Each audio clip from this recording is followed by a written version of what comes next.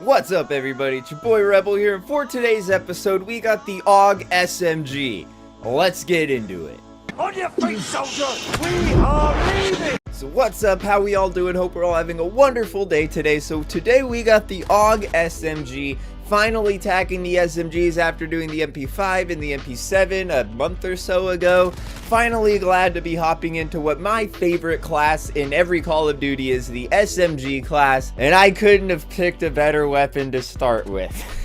I mean, I guess I could have started with the Uzi, because that's a lot worse than this one. So, as far as the AUG goes, I wanted to just start off by explaining that this AUG, the SMG AUG, the AUG Para, the AUG 9mm Parabellum variant, is a conversion of the original Steyr AUG, which is a 5.56 round rifle. That being said, this gun has been converted into an SMG for this game, and we can reconvert it, unconvert it back into a 5.56, but that does take a few of our attachment slots to do that. So let's get into the base of this weapon. The base AUG is not great.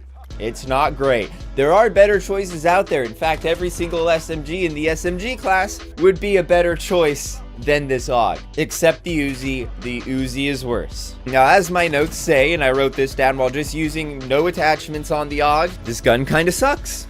It kind of sucks. This gun has rifle level handling compared to a lot of the SMGs out there, compared to every other SMG out there. It did not completely make the switch into an SMG from a rifle. We have horrible base ADS speeds, and when I say horrible, I mean I was constantly dying before my gun was even fully zoomed in to ADS. And that didn't matter if it was an M4 or an MP7. It didn't matter. I died before I was fully ADS because of how slow this gun's handling is. And I know it affects other things, whether that's ADS strafe speed, sprint out speed, overall movement speed. It also only has 25 rounds base, and you can up that, but 25 rounds base? I mean, come on. So all in all, this gun has no strong suit for it, except that it's now an SMG instead of being a rifle. I'm not entirely sure why, and it didn't fully make the transition into a proper SMG. However, if we do deck it out into a close quarter combat class, this gun will actually shine a little bit brighter than it does in its base form. And I do want to point out, I had some really good close quarter combat gameplay on Atlas Superstore, but I accidentally deleted it off of the Elgato software before exporting it, so poof, it's gone. Now, if we're trying to deck this out into a close quarter combat class, this is what I found worked the most successfully for me. I went with the TAC laser for the ADS speed and a little bit of the aiming stability if we are going to be trying to get people at a medium distance. I got the GI mini reflex because I owe it.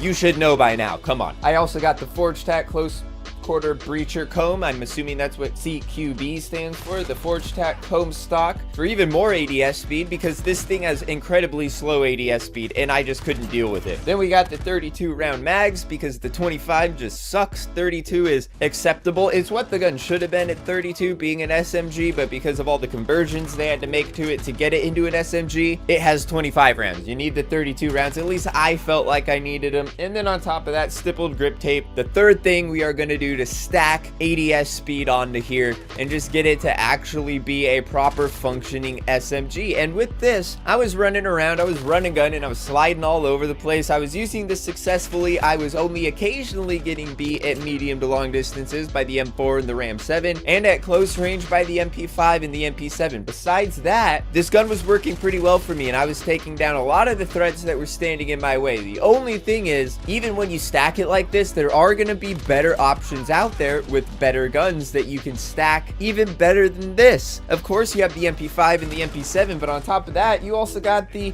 P90 and the PP19 Bison that are going to outperform this when you stack it in the same style. So yeah, and now we're going to turn this gun back into its original form. We're going back to the basics here with the actual Steyr AUG 5.56, and to do this, the first thing we need are the mags, which are going to be the 5.56 NATO 30 round mags. For some reason, as a rifle it has 30 rounds, and as a SMG 25 rounds. That makes a whole bunch of sense, I must say.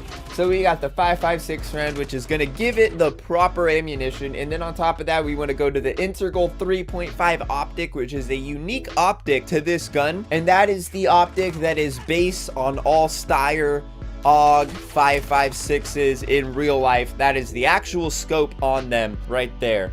And yeah, now it really looks like what it's supposed to look like. And on top of that, we went the 622 millimeter long barrel because this is a rifle. And look at that, that actually looks like what the gun used to look like. I know the barrel might be a little longer than normal, but hey, it's gonna also make it work better. We need that recoil control. Those bigger rounds are gonna make the gun jump a little more, so we want that recoil control from the barrel plus the range. This thing's gonna be an actual rifle now. And then on top of that, we got the compensator for added recoil control, as well as the rubberized grip tape for added recoil control, because there's gonna be a lot of recoil with this thing now. And I gotta say, when you deck it out like this,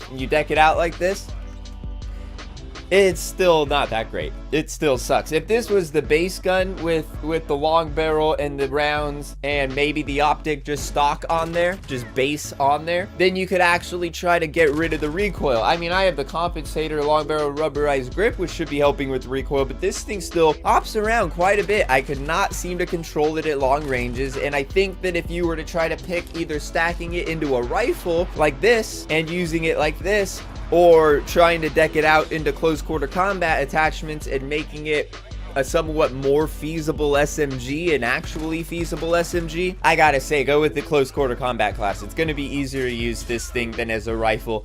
You need 3 attachments. I guess you could change the scope for something else, but it's a cool scope. I don't know why you wouldn't want it on there. But besides the ammunition and the long barrel is gonna definitely help. The compensator, rubberized grip tape, what else can you really put on there to try to mitigate the amount of recoil that this thing now has? You don't really have those options there, and we wasted enough attachments just to get it to this thing. So go with the close quarter combat class, I guess. And on top of that, what camo challenges took me some trouble? Well, long shots and mounted, I actually am pretty sure I took care of that earlier on Shoot House a while ago. Just was like, hey, I got it max level. Or while I was getting it max level, I was just only doing long shot mounted once I got those camo challenges unlocked, just so I didn't have to worry about them. However, mounted long shots with an SMG is always going to be a thing that is gonna be a daunting task that you're really just gonna have to sit there and grind out. It's not a challenge, it's a grind, and it's pretty annoying. Besides that, the 2 challenges that took me the longest were the 110 crouching kills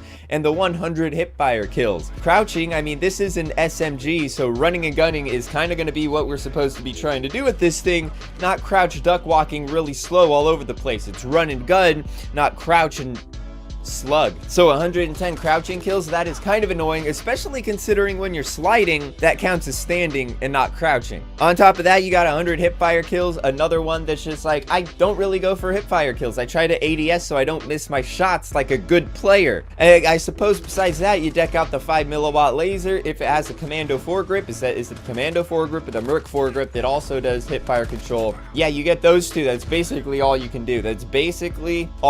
Maybe go for sprint to fire speed too, since you're just going to be sprinting from firing and not ADSing. But hipfire, I think I just went on to rust. I think that's all I had to do, because I was just, I mean, come on, these challenges are so annoying. Crouching and hipfires with an SMG and you need over 100 and 110? Come on. But yeah, just stick to the crouching, the hipfires, the mounteds, the long shots. You just grind those out. Before you know it, you'll have gold with the AUG SMG. And you should have probably started with something else, honestly, unless you're just now wrapping it up, in which case I feel your pain. And that's gonna wrap this one up. Thanks for watching. Hope y'all enjoyed. Smash that like button, hit that sub button, gently click that notification bell, all that good stuff. And until next time, with the Uzi, peace.